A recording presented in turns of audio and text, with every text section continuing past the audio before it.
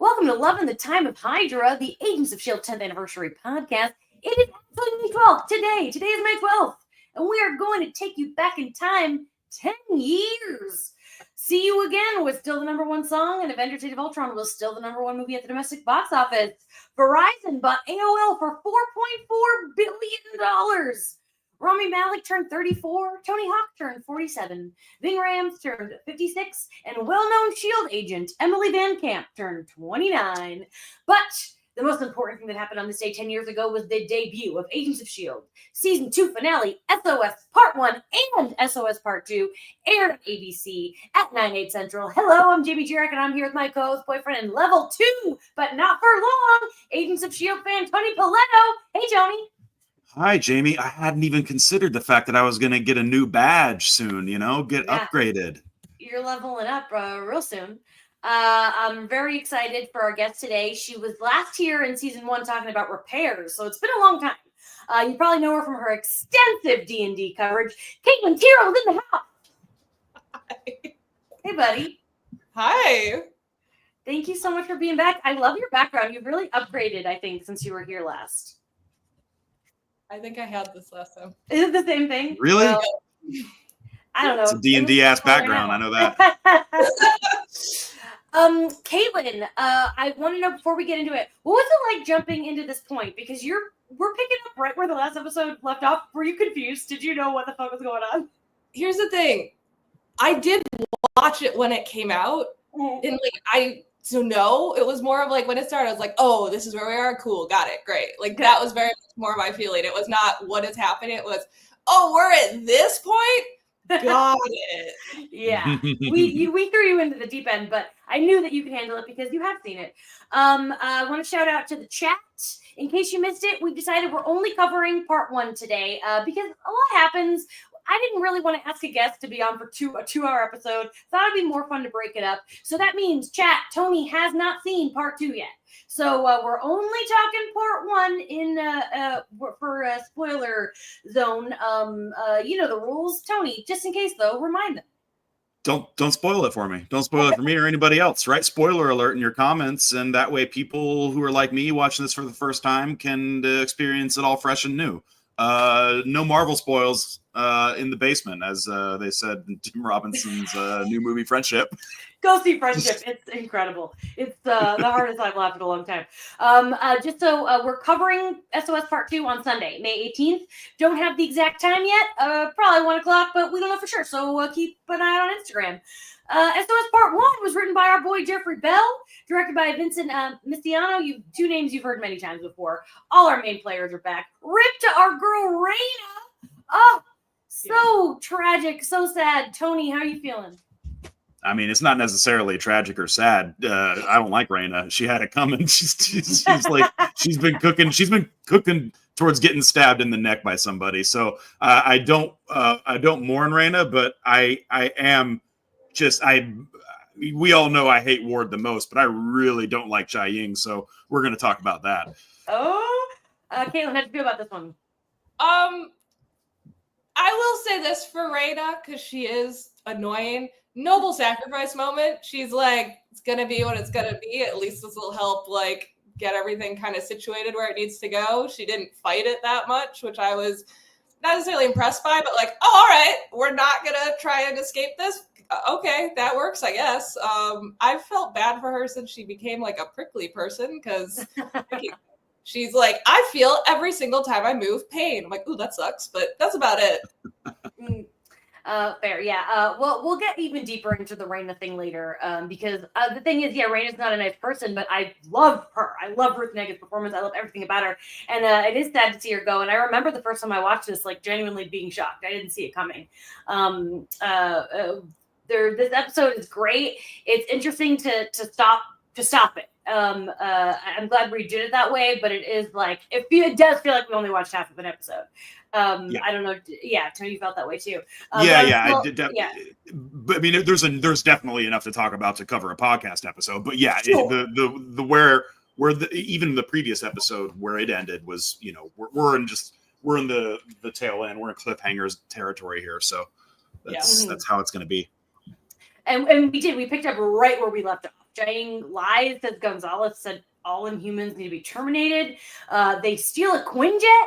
A funny thing that about this episode that I want to talk to you both about is how many like red shirts there are on both sides. Like we are seeing so many Shield agents and so many Inhumans that we've never seen before. I'm like, who the fuck is on the Quinjet? Yeah. It's a war, so you got to have some pawns out there. Did you have any thoughts about this, Caitlin? Were you like, who's that guy? I mean, I'll be really honest. I've watched so much TV that whenever there's like a red shirt, I'm like, yeah, right. Like it doesn't faze me anymore. It was more of like, oh, those are cool powers for 10 seconds that we're never going to discuss again. Okay. Like that was more my feelings on it. But you do have a good point of like, who are these people? Why should we care that they keep getting captured or killed? We did get Beard Guy back. Beard Guy from last week. Yeah. And like now, instead of Beard Guy, now I'm going to call him Orson Welles because he kind of looks like Orson Welles. And I'm like, he's so prominent all of a sudden. He was here last week. Like, I don't know this character's name. I've seen this 10 fucking times. I'm like, who's this man? Agreed. He does just kind of like, not only is he just suddenly visible, he's visible and has authority. So it's like, I guess you're important. The show's telling me you're important. I'm just going to have to go along with this. I want to say, Jiaying, I get so mad when she says to Sky, why would you let them do this to us? This is what I'm talking about. She's killing me because her performance, and it's grating in the correct way. Like I'm crawling out of my skin. Her performance as a victim in this episode is a bad victim performance. But everybody is so caught up in the intensity of what's going on that they cannot see it for what it is. So we are made to suffer with this bad acting of being like, oh, he shot me twice. Oh, and oh, I'm in so much pain. And how could you do this? And just like, and even when Sky discovers her killing Raina, Jiaying turns around and just immediately puts on this breathy like bullshit, and I'm just like, you're killing me. She's driving me nuts. Okay, quick question for you, Tony. Jiaying the character, a better or worse actor than Angie from Agent Carter? Oh God. Oh God. This is so hard. That is a really tough one. Think on it. And chat, if you don't know what we're talking about, you should be in our Patreon. Yeah. Keep this in mind. Jiaying's been like around longer, so she should be better at it.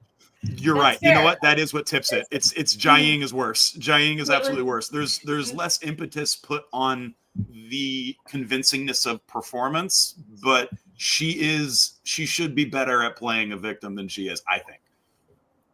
Fair. Caitlin, how do you feel about Lincoln? Because he's kind of being an asshole. I don't like Lincoln anyway, but like he's being such an asshole.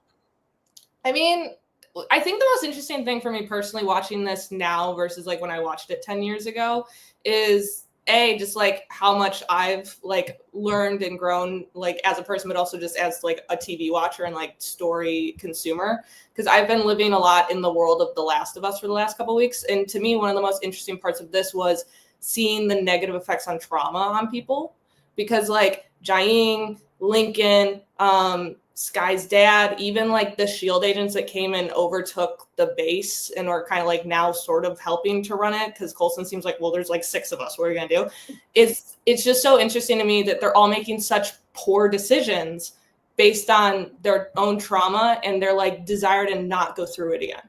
Because to me, that was I think the most interesting piece. Because like with Lincoln, he's like, well, of course I don't trust people and I don't trust authority. I've gone through terrible situations with them. So like, yeah, he's being a jerk to Sky, but you also have to think about it from the perspective of this is someone that was brought in. They were learning to trust. He especially was like really starting to trust her. And then from his perspective, she flipped and was like, well, I brought these people in to try and help for some reason. Like we're all like, oh, you brought in the federal government to help? Weird choice. And then it all went wrong. And the one person he does trust most is like, they tried to kill me and I told you they were bad. So to me, it's like, yeah, he's kind of being a jerk to Sky, but you also have to think about it. Like these guys have no reason to trust S.H.I.E.L.D. Like they have no reason to trust S.H.I.E.L.D. I think that's the other piece that's so interesting to me that I'll talk about like when we're talking about some other stuff in a minute. It's just like, I feel like the S.H.I.E.L.D. agents have really lost their way in a sense too, because to me, it's like, if S.H.I.E.L.D. is doing what they're supposed to do, they're a S.H.I.E.L.D., right? That's their point. So technically speaking, they should be seeing themselves as Secret Service agents for the world. So they should always be in protector mode. And here, they're really not. Like, you have Gonzalez trying to be like, hey, I want to like negotiate a treaty. And it's like, why? They've been in hiding. Leave them alone. They're not doing anything. I'm almost curious if Jiaying like would have put this plan in action had S.H.I.E.L.D. not like done anything. She probably would have still wanted to do something, but it's like, if you didn't give her the opportunity, what was she going to do? Yeah. I think you're totally they right. have to take it. I want to hear what you have to say, Jamie, too. But like, they're also not entirely sure whether or not the people are a threat or not. And it's like, yeah, no, I don't think it should be put on a list, but they're trying to assess a potential threat. So their whole protect everyone thing can't really go into effect unless they know they are protecting everybody by leaving them alone. So it's a double-edged sword. Go ahead, Jamie. Yeah, I really like Caitlin's point about the trauma, because it's hard to, this is not a black and white situation, and you do understand where everyone's coming from, and I respect that. I want to shout out a couple of comments. First, Stick in the comments, I'm a heavy Lincoln defender. I don't care what Jamie says. Respect. I like a disagreement, and I like that. I don't want everyone to have haters all the time. Some people should be liked. I appreciate that. And then Alice clocked that we've got some kittens. Tony and I have 2 kittens now, and so you might see them in the stream sometimes. Papagino and Loretta, welcome to the family cats. Tony, how did you feel about, we find out that Jiaying heals herself by sucking the life out of other people? Yeah, pretty dark. Comes at a good time in learning that she's a bad lady, that, okay, she needs to survive on human sustenance in order to live. It's like, that's pretty villainous. That's pretty dark. But yeah, pretty crazy. I think my question is that, sorry to interrupt. I think my question is, can you be a good person if that's your power? Like, to me, it's almost a chicken and egg thing, because it's like, if your ability to heal is you essentially have to like kill people, your only way to be a good person out of that is just to be like, well, I'm not going to use it ever. That's how I be a person. Like, if that's my power, I'm like, I'm shutting down my emotions and becoming a sociopath. Otherwise, I'm going. Yeah. I took it as, I could be wrong. Chat, correct me. I mean, in my mind, she doesn't have to do that to heal. She does it to heal fast, to heal faster. That's how I think that if she was patient, she would heal without having to suck somebody's life, which is worse. I think, to Caitlin's point. And again, I could be wrong, but I'm pretty sure that's the situation. Meanwhile, let's see. We can't find Bobby. Where's Bobby? Karen Ward are just like, so we find out that Bobby kind of sold out Kara unintentionally. She gave Hydra the location of a safe house, didn't know if somebody would be there, took a risk with it. Caitlin, how on a scale, how ridiculous is Kara for being mad about this? Like, should she be a little mad, or is she overreacting? So honestly, this is the thing that made me think Secret Service in a way when I was first watching, because I'm like, hey, that sucks. It's your job. Like, it totally sucks, but it's your job. Like, I can understand her being mad, 100%. I too would be pissed, but I'd also be like, retribution via torture is not the correct response. Like, it sucks that this happened to you, but your entire organization essentially imploded. And then you went to a safe house? What are you, crazy? Why would you do that? That's a good point. It ain't Yeah, safe not so no more. safe, that house. And also got to give her the point of that, like, she's been subject to the irresistible charm and of Grant Ward. The seductive, thoughtful, irresistible qualities that he possesses are just, you can't elude those. Fuck Ward. I hate him so much. Yeah, I hate him love so to much, hate him too. though. It's different. Like the way I hate Ward is so different from the way I hate Lincoln, because like I enjoy hating. Like, I like watching Ward frustrate me. Lincoln frustrates me because he's just vanilla. Defrosted Robot in the comments reminded me that we are going to get a little more information on Jiaying's power sucking situation next episode. So we'll get to that later. The team is figuring everything out quickly. Were you surprised by this, Tony? That like how quickly Colton like pieced everything together? What was happening in Afterlife? What was happening with Bobby? How do you feel about that? I know he's smart dude. He knows what he's doing. Like, and to the same point, like, you know, Gonzalez wouldn't do that. Like, yeah, I understand we're all really mad at Gonzalez, but even if Gonzalez was going to do some sort of betrayal, it's sloppy.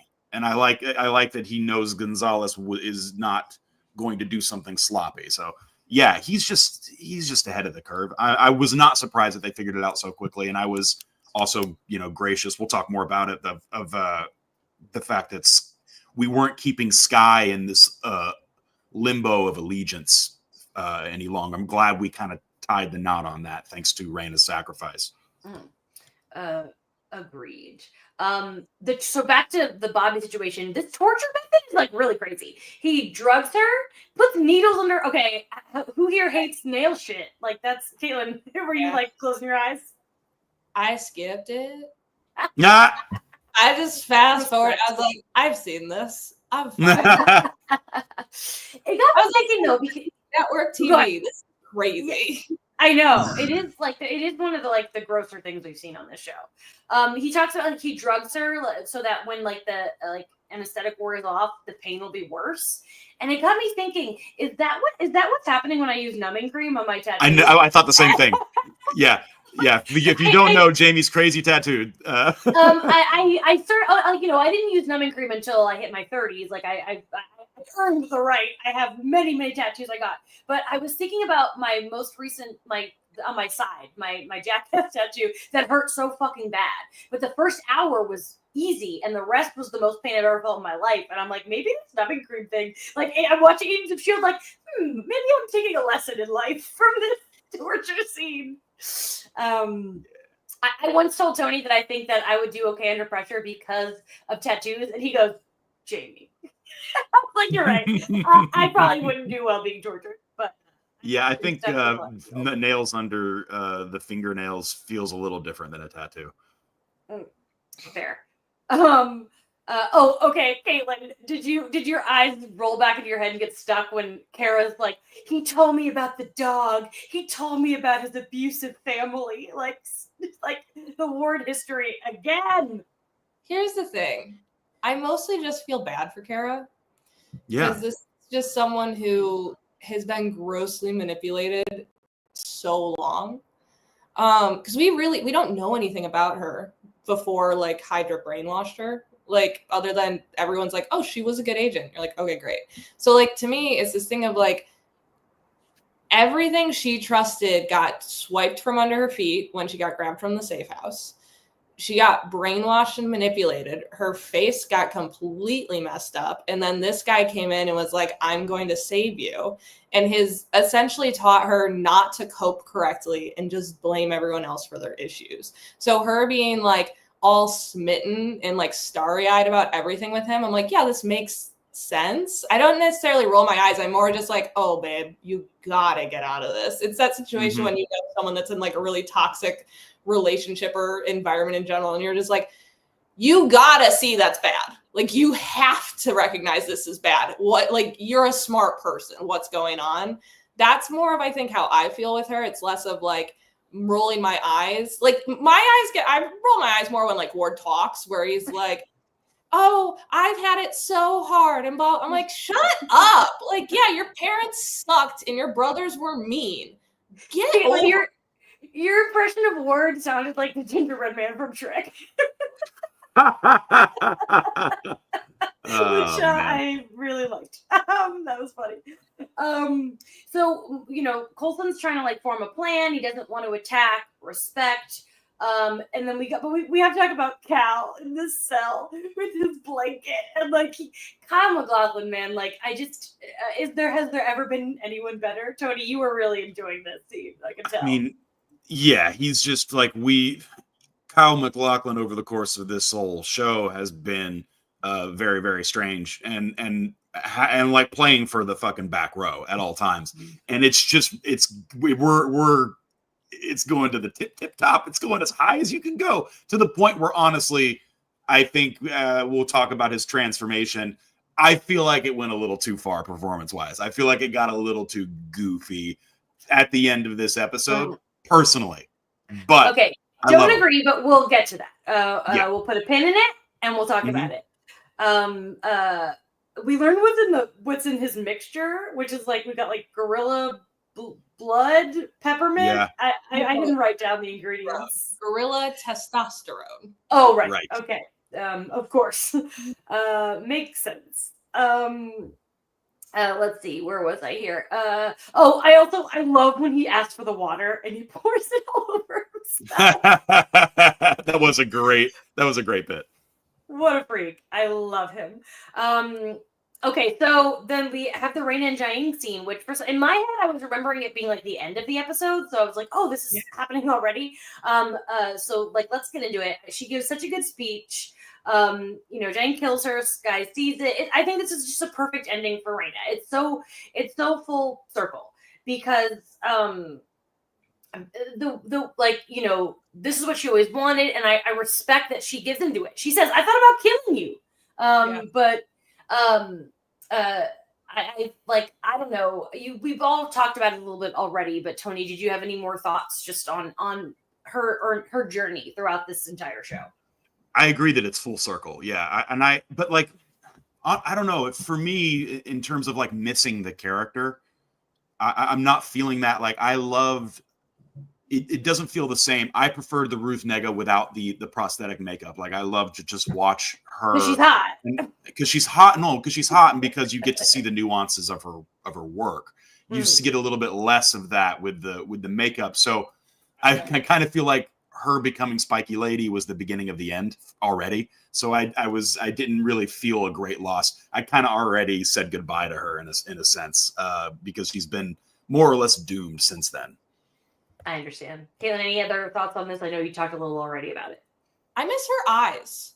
Like, to Tony's point about acting, she's very good with her eyes. Mm-hmm. And that's like gone. Like, you don't see that really at all here. No, to me, Raina's just a really tragic character. Like, it's this thing of like her grandmother told her all these stories. She's been searching for a way to connect for so long. She got lied to. She finally thought she found it. And then it was one of those monkey paw moments of careful what you wish for. And it's just like such a tragedy to me, where it's just like, I think the thing that's so interesting to me with Agents of S.H.I.E.L.D. is it's so underestimated, in my opinion, because people look at it at very surface level and they're like, oh, especially like the first season, they're like, oh, it's silly. It's like, these are all really messed up characters. Like, if you made this a cable show, these would be extremely messed up characters. So for me with Raina, it's just like, yeah, it felt like a fitting end, because it was like you got brought into this because you were looking for, what was it, the clairvoyant in the first season. You essentially became the clairvoyant and finally recognized, like, this is my part. This is what I have to do to like make sure the future is what it's supposed to be. But yeah, I don't know. It's a character that, like you said, Tony, I miss like actually seeing her be able to like fully get into the performance. And so when she was gone, it was like, I was more sad for her and like missing the performance than sad as in like, I'm never seeing this character again. Oh no. Fair. With them, we get this amazing Bobby scene. Like, Bobby's fucking like awesome. First, I love when she calls Ward out exactly what he does. He's a coward who always has an excuse or someone else to blame. That's him to a T. And then this fight is incredible because she's already in so much pain and she's kicking both of their asses. She kicks them through a fucking window. Tony, I think you thought in this moment she was going to kill Ward. Oh, she was so close. She got the fucking needles in his right by his. Oh, she was so close. And like Ward, he's capable, man. He got out of there. I was rooting so hard for that escape and near assassination of that prick. Bobby crushes. That's a great fight too. You said it. Like top 5 hand-to-hands we've seen, I think, in this show so far. Easy, but he really fucks up her knee. Did that make you cringe? Yeah. As a former player, yes. Yeah. Yeah. I thought so. Oh no. Yeah. Right. So meanwhile, the Inhumans come on the boat. Mac hears them. They now have Sky because some random guy knocked her out. And then oh, okay. Then Cal starts to flatline. Coulson gets Fitzsimmons. I really enjoy Coulson and Fitzsimmons versus Cal, and this is where it happens. He finally turns into Mr. Hyde, and so I want to pull up Maria a picture of Mr. Hyde in the comics because we've known all season who he was going to be, and it's like and. I think that he does a really good job of capturing the essence of the comic character, which is a little silly. To Tony's point earlier, saying he was maybe a bit much, but I know like I at this point like wasn't much of a comics reader, so I wasn't really expecting. I didn't know what to expect, but most people knew he was Mr. Hyde like months ago.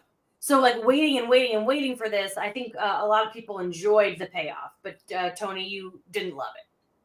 I had no idea he was going to be Mr. Hyde. How was I supposed to know that? Exactly. If Brett Manis over here back 10 years ago, he knew it was coming, but we're not all experts like that. Yeah. It was like it's not bad or anything. The physical transformation is kind of like why? Because he's just going into that next level, and now he looks more monstrous, and I didn't really understand why he physically changed. And then it was as though McLaughlin, in reasonable performance choice, had to go bigger due to the transformation. So it was like he kind of went beyond goofy scary and was just kind of goofy.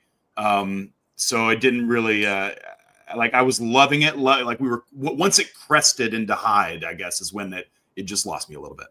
Mm-hmm. That's fair. I love the chat's really defending it in some funny ways. Defrosted robot, because it's of science, Tony. And then Alice agrees, it's science. And I did forget science. My bad, guys. I forgot just science. A silly little guy. It's not. They're not wrong. Yeah. Appreciate all of that.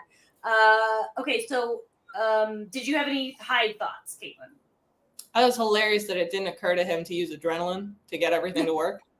I thought it was intentional. I thought that was by design. Like he was like they put all this shit into him, and then they just needed the last ingredient. And like I thought he knew. I thought it was all a plan. So when he was surprised, I was like, oh, okay. Yeah.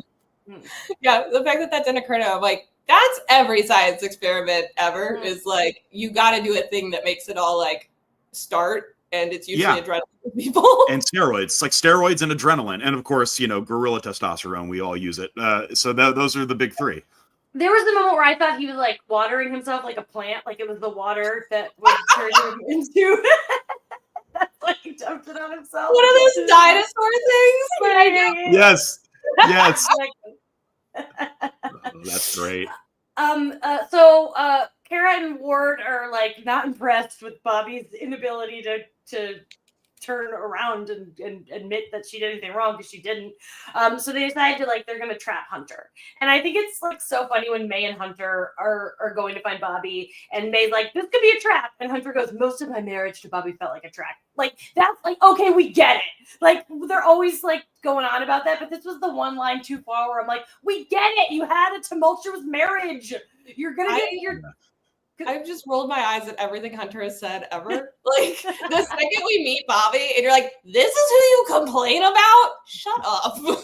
It's like how every gay man we've ever had on the pod, like it's Ward. I believe that a woman who's like, I'm not attracted to men would have nothing to do with Hunter.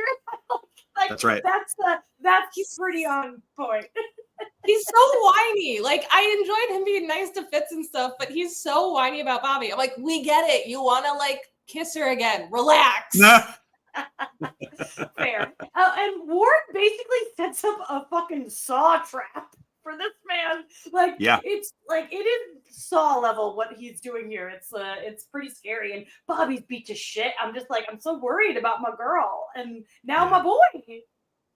Yeah, Bobby's beat to shit, but so is Ward. I really enjoyed looking at his fucked up face, like all bloodied and bruised. That was nice to have. Mm-hmm. Fair. And then really cool. We're setting up something with fucking Mac here. He's like got his axe and he's all suited up. Tony, how are you feeling about last week he was full on quitting and now he's like fucking Rambo down here. What are your thoughts on Mac right now? Yeah, I mean, I didn't really feel like we were done with Mac, but I am glad that he's was like on his way out the door, so to speak, before getting pulled back in. I thought maybe we'd have to wait a couple episodes or next season or something before we got a return of Mac.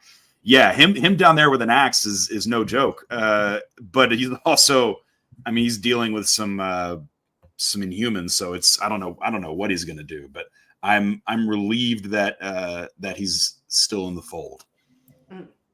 Caitlin, I want to hear your thoughts on Mac, but first we're going to take a quick 30-second break, refill your drinks, go to the bathroom, and we'll be right back.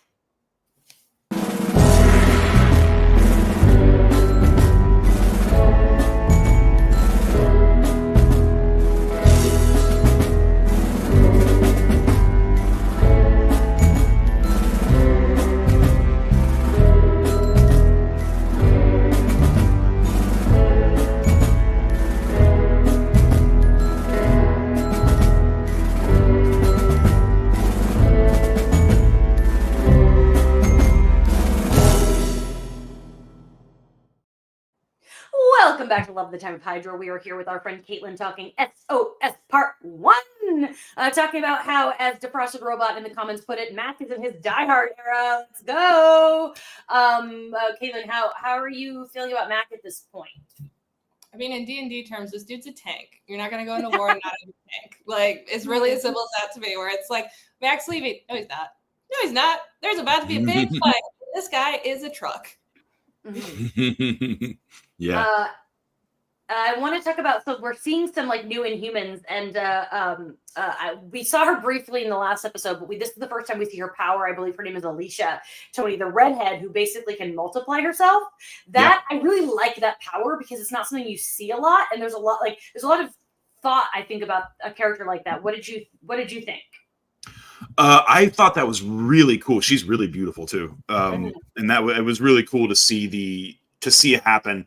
And then the thing that I thought was most interesting was, she said, follow us to Mac, and then split up into 5 people, and then she turned and gave herself a nod as like spread out. And I find it really interesting that she interacts with them independently of her own mind. Like they are separate entities that take commands.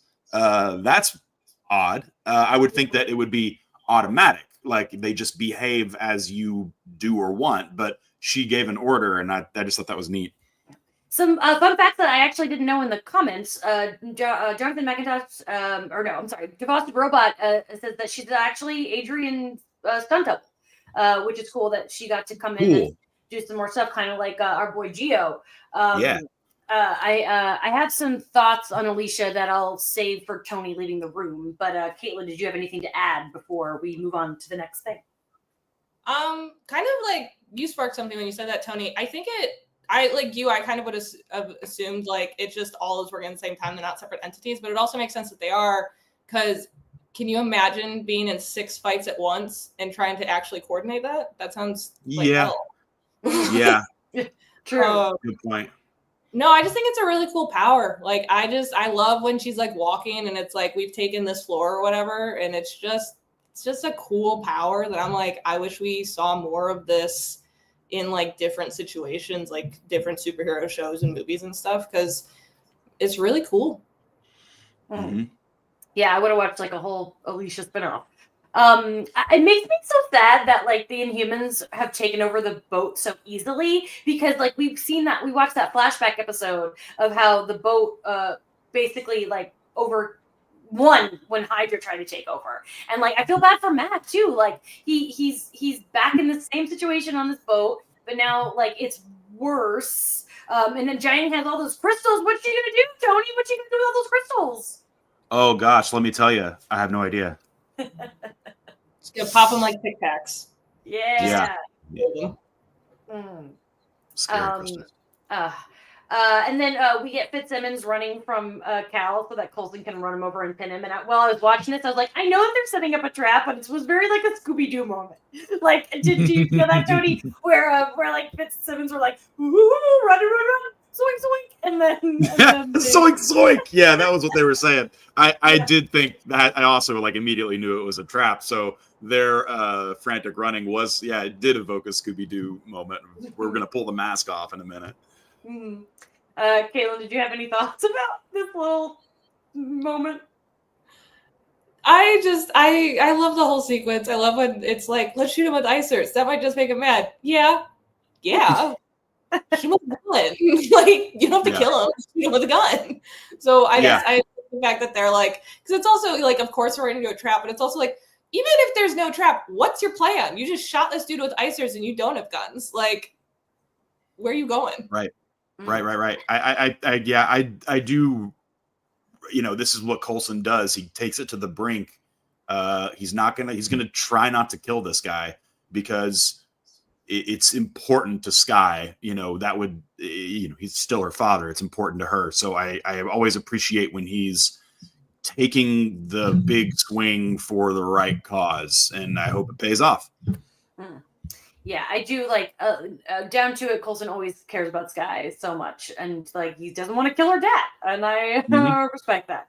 And there's no post credit scene again. That's, you know, what can you do? Caitlin, is there anything else that happened in this episode that you wanted to bring up that I didn't tee up for?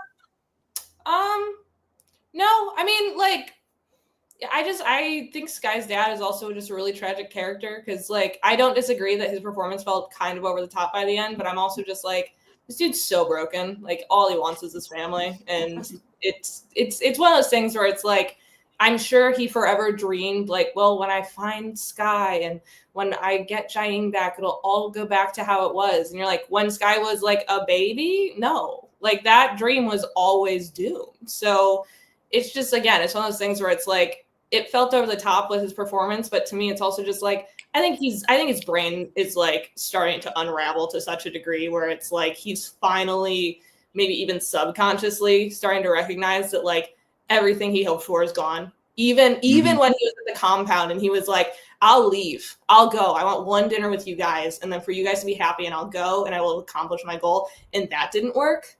And now S.H.I.E.L.D. is in it again. And you got Coulson again, who he sees as like this guy that's come in to replace him. Like, to me, it's just like, this guy's so gone. He's so gone. And all he wants is for his family to be happy. And now he's like, well, if that's not possible, I'm going to burn down everything that could make them upset. So to me, the tragedy is even more amplified in this episode when he says something to the effect of, I do what she asks. That's why she loves me. And so, like, not only is he not getting what he wants, every action he's doing is not really his own design. He's a pawn in Jiaying's. Pawn may be not really a fair word, but he's a tool for Jiaying. And I think subconsciously he's beginning to feel a bit like a tool. Yeah. And I think it's also Coulson clocking that, being like, you're not the real monster. Like, she's made it seem like you are, you're not. Like, I feel like there's so many pieces to, like, that to me is one of those moments where it's like, I don't think he really processed that, but I think that's working in his brain now, where he's like, am I not because I think he's blamed himself forever. He's like, well, it's my fault. Everything's my fault. Yeah. So I am the villain of this story. So, like, I think that's why he was okay with leaving. He didn't want to, but he was like, if you guys can have one dinner with me and then be happy and together, I'll accept this as my penance for everything I've done in the, like, my initial failure. And to them be like, hey, bro, she's been using you the whole time. She doesn't care. Yeah. It's like, his brain's like, I can't, like, it's that moment where your brain's like, hey, I can't process this right now. We're just going to fly by that. It's going to pop up later and be really bad. So to me, I think that is just, I'm like, this is one of those shows where it's like, it's so much deeper than you actually like recognize unless you really take the time to watch it and think about it and talk about it, because all these characters, they're so sad. Like, to me, one of the other parts that was really sad is looking at like Coulson's team at the end of season 1 versus how they are now. And it's just like, Fitzsimmons to me is such a great example where it's like, these guys were so cute. They were like the adorable little kids on the plane. It was Fitzsimmons and Skye just goofing, being silly.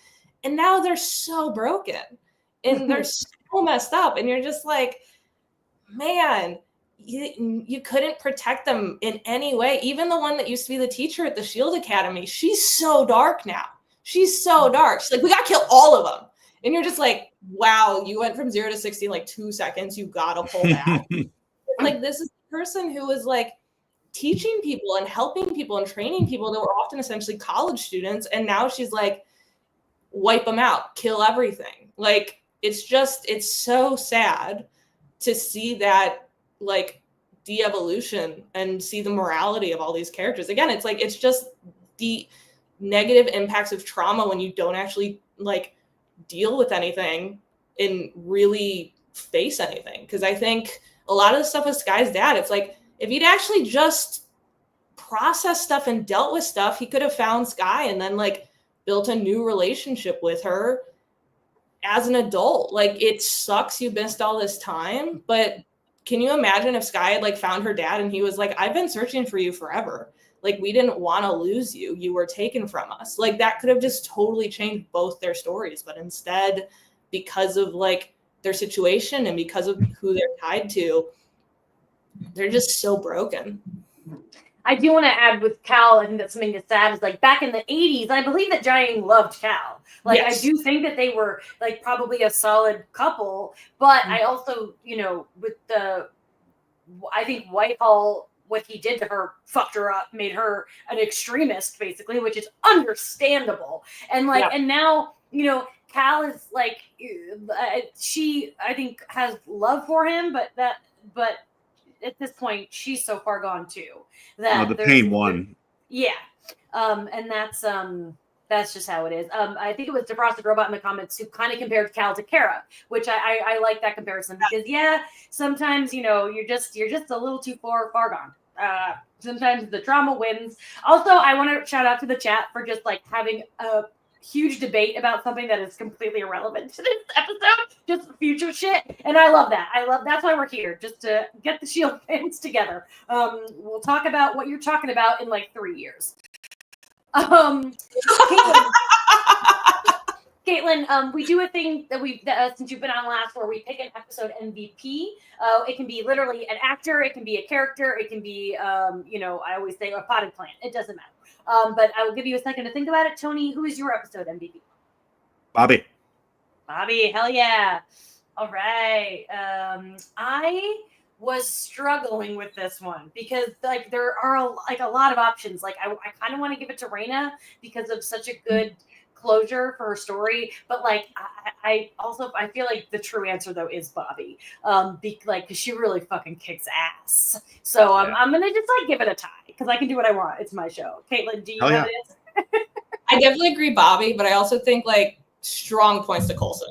Points to Coulson because he, like, one of the things that was so funny to me is she's like, Gonzalez attacked me. I'm like, you got shot in the shoulder. This is like an experienced field agent. Like, that's clearly wrong. Good point. So just props to Coulson being like, hey, none of this adds up. We're not throwing Sky under the bus. We have to figure out what's actually going on. And props to Coulson for being like, oh, you're kind of like, you're definitely not a good guy to Cal, but there's something deeper going on. So while definitely Bobby for a lot, like, I'd say like 80%, I also am like really props to Coulson. He did a really good job as like a director, but also like being not a great agent because he is going to follow his heart, which is like what Coulson does.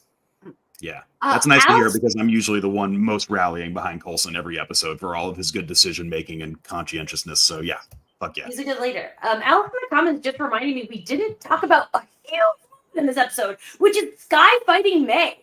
What a great, like, they're like, well, that's also a great fight. And like sad. And I want to go back to my notes because I wrote a lot of stuff about this fight, which is like, first it's like, nice try, bitch, Sky, like you can't take on May, but then it's like, oh, she drew blood and then she knocked her ass out. She's leveled up as with these powers. I love this fight and I can't believe I didn't bring it up. Tony, tell me some thoughts that you had watching this. I didn't like this fight very much Really? because Why? I just didn't think it was well choreographed, and I also didn't make any sense that Sky was going toe to toe with May on her level for so long. Considering the fact that she's, you know, I like the argument, I like the dialogue. I think it was a conflict that needed to happen. Story wise, I'm with it, but she's got quake powers, and it took her way too long to use them. You don't try to have a fist fight with May; she knows better. So I wasn't really crazy about the fight. But I would say, I think in terms of when your powers are so new and you were trained to fight this way, maybe like it's not first nature yet. or second nature yet to use those powers, and maybe you don't want to use them on your mentor and friend. Caitlin, how do you feel about this argument? Tony has a point, but I also don't know that May was going full force. Like, I think No. it's like to keep in mind, like, I think May is still in that mindset of like Sky's being manipulated. I'm not trying to it's someone that's like going like 30% that's sparring because the person they're fighting, they're like, to me, it's like that Yelena and Kate Bishop fight in Hawkeye. It's like, we all know Yelena could have like killed her in 2 seconds, but it was a very long fight scene because Yelena's like, this is fun and I don't actually want to hurt you. That to me was May in this situation. She's like, I'm not actually trying to hurt you. I think when Sky drew blood, that's when May was like, all right, I actually am just going to hit you now because that's not cool. And that's when the powers came in. I also wouldn't have minded seeing Sky use her powers less like just doing the quake to like knock her out, but like using her powers actively in the fight, like making it a thing where like the punch is stronger because the quake powers are a part of it. But yeah, I we'll get to something like that. I don't know. But no, I did like the fight scene, but Bobby fight scene's better. Yeah, oh yeah, I mean, absolutely. But I guess I just like more what it represents. I do like what it represents. Yeah. Okay, so a little history. It's interesting, Caitlin, because you brought this up earlier, talking about like if this show was run like cable and the differences of what it would be. And Jeffrey Bell, who wrote this episode, actually has a quote talking about like that exact thing. It's kind of wordy, but I'm going to read the whole thing. The challenge that we keep seeing is keeping it fresh so it doesn't feel like the same piece of story all season. You want to find a way to mix it up. If this was an HBO show, this would be season 4. And you could look back and go, well, the first season introduced these characters. The second season was more of Hydras and Shield. And the third one is Sky becoming a superhero. And then getting in the middle of the season, and now we're sort of getting into this Inhuman world. We've tried to make the flavoring different. We've tried to tell different stories with different combinations of the same people, so it doesn't feel like you're getting different versions of the same story every week. I like this a lot because, like, we talk about this all the time. Like, network TV is its own beast, and I think that Agents of S.H.I.E.L.D. does an amazing job of filling 22 episodes. They also do a really good job of balancing the procedural and serial aspect of this show, because the first season's very procedural and that, like, it's case of the week style, and then as we go on, like even in season 2 and then beyond, it moves beyond that. You have like this more serialized story going on where it's like, yeah, there's something that like this is a great example where it's like, you could not point at this and go, this is the case they're solving. It's like, no, this is an ongoing thing that was set up last episode and it's going to continue into next episode. So yeah, I think he makes a really good point. Like, this would be 4 seasons on like an HBO show, or even if it came out today, like a Disney Plus show, it would be probably the 4th. And it would be 6 episodes. It's the same journey as Buffy, like where it was Monster of the Week for so long, and then it started to become the bigger arcs. And as the show, that's just how like network TV type shows evolve, and I love that. I like the Monster of the Week, but I also love the connectivity. I think it's that's television. Yeah. And of course, so Caitlin, this season, or at the end of the second half of the season, basically, there's been a new poster for each episode. So, Maria, if you can pull up this week's poster, this is by comic book artist Ryan Sook. I like that this is just like Fitzsimmons versus Hyde. It's very comic booky. It's kind of a campy cover. I love the shield heads in the top left corner. Frequent guest of the show, Steve Hund, always says he wants to get a tattoo of, I think he wants the Guardians, though, similar, like the heads. I love that classic style. I really like this cover. Caitlin, what do you think of this one? It's gorgeous. It's so funny that such a small moment that they went, this is the poster. This very tiny thing that happens real quick is the poster. Yeah. Tony, what do you think? I think it's dope. It's one of my favorites we've seen, maybe my favorite, because I like the comic cover style. I like the wear and tear, good renderings, theatrical, and I don't read comics as much as I used to. I forgot about the whole faces thing in the top left. Those are really cool. When we finish our Agents of S.H.I.E.L.D. podcast in 5 years, we might have to get a Agents of S.H.I.E.L.D. tattoo, and that's a good contender. Yeah, great. I mean, I already have an Agents of S.H.I.E.L.D. tattoo, but I think I could get a second one. I'd be open to that. We'll see what kind of real estate you have in 5 years. Yeah, seriously. All right, we can take the poster down. Thank you very much, Maria. All right, we're about to kick Tony out. So before we do that, Caitlin, will you just tell the people where they can find you? Yes, you can find me on Instagram at Caitlin_Tyrrell_. You can find me on Twitter, X, whatever the heck it is, at Caitlin_Tyrrell. I have a blue sky. A good announcement. To be honest. And then I've been writing over at Temple of Geek now. If you care about D&D and Critical Role stuff, a lot of fun things with that. Yeah, just random. Love that. Maria's having fun. I don't know. Okay, Tony, say our thank yous. Sure. So thank you to Stephanie at Eclectic Muses on socials for doing our artwork. Thank you to Ryan Mira of Yellow Pills at Yellow Pills Music on Instagram for doing our music. And thank you to our producer, Maria. Thank you, producer Maria. You're welcome. And I'm sorry for my internet issues today. That's okay. Oh, we forgive you. And thanks to Caitlin for being our guest again. It's always good to have you. Always fun. Just a reminder, follow us at LegoPod on Instagram, Blue Sky, all the places. We will, as soon as I can, announce what time our part 2 episodes on Sunday. Sometimes I don't release it until the information till the day before because I'm not quite sure who the guest is going to be. That's just the way it goes sometimes. But it'll be up. The information will be up Saturday at the latest. Join our Patreon because we're going to have a kick-ass summer. There's so much going on. We're going to finish Firefly. We're going to watch Ant-Man. We're going to start Dollhouse. There's like so much stuff. So it's $1 a month. I don't know. I think that's probably worth it. What other subscriptions $1 a month?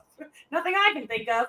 Like, subscribe, leave us those 5-star reviews, all the business. If you're watching with Tony and you don't want any spoilers, get the fuck out. Leave the room. Gotta go. There he is. There he goes. Okay, I have a really funny story that I have to share.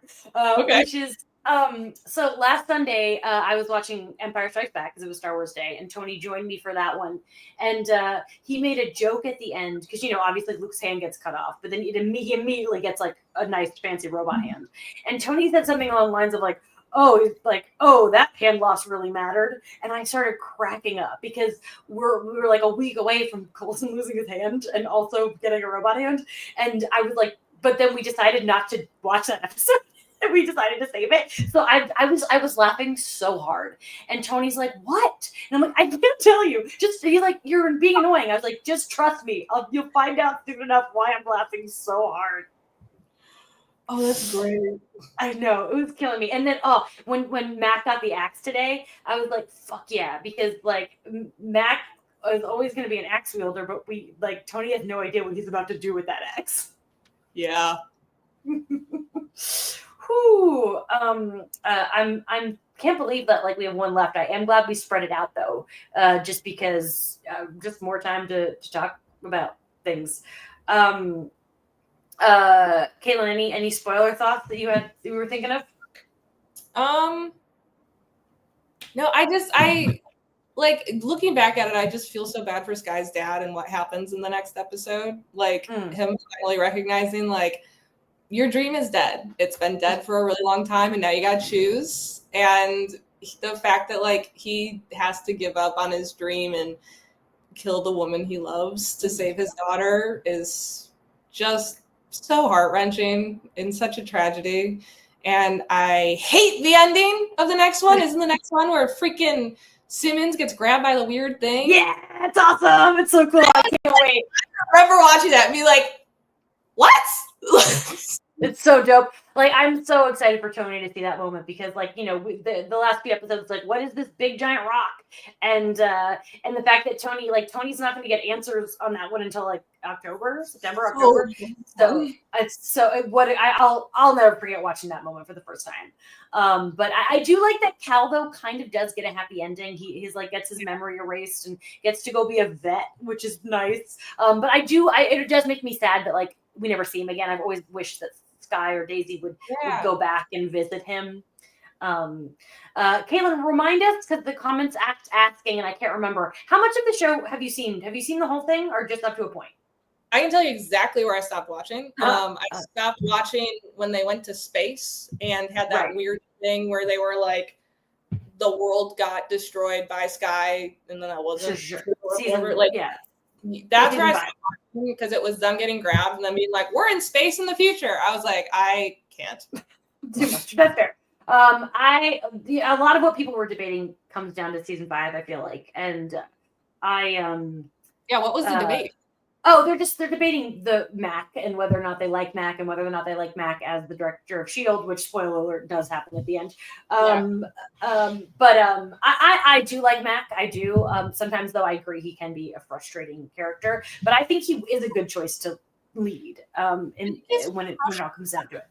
I think it's frustrating because he actually takes the job seriously. Like, as much as I like Coulson, realistically, he's not actually good at, like, a director shouldn't be like, no, I want to save this person over everything else. Like, but that's just human. Like, everyone's going to be that way. Like, 100%. But to me, that's why, like, Mac is probably realistically a better choice because he is like, hey, this sucks, but we have to put greater good for real over the situation. It's one of those things where everyone's like, I'm like, greater good first. And you're like, not really. Like, greater good or my mom. I picked my mom. Sorry. Like, I think Coulson is the best, but by the end he can't because he's the LMD. But I do agree with the frustration that they set up Daisy to be the director for so long, and the fact that it was like, never mind. I get why people are frustrated by that. It does not bother me personally. I think she's good at what she does. Otherwise, but that is, gosh, a conversation for so many years from now. We are. Yeah. I can't believe that we're almost done with year 2. It's crazy. Time is crazy. It's wild. Wow. Thank you so much, Caitlin, for being here. Always a pleasure. I've seen so much of you this week. It's great. And thank you, Maria, as always.